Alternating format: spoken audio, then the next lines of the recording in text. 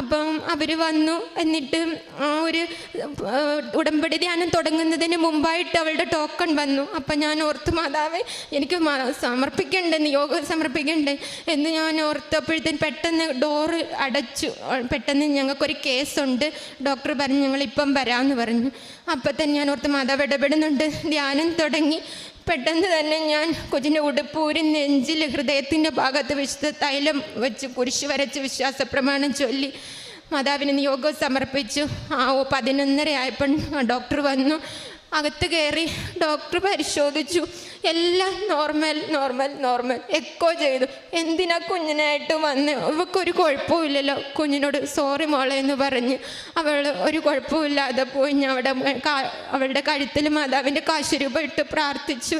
മാതാവ് കുഞ്ഞിൻ്റെ കൂടെയുണ്ട്, എപ്പോഴും മാതാവിനെ കുറിച്ച് പ്രാർത്ഥിക്കണം എന്ന് പറഞ്ഞു. അവളിപ്പം സന്തോഷമായിട്ട്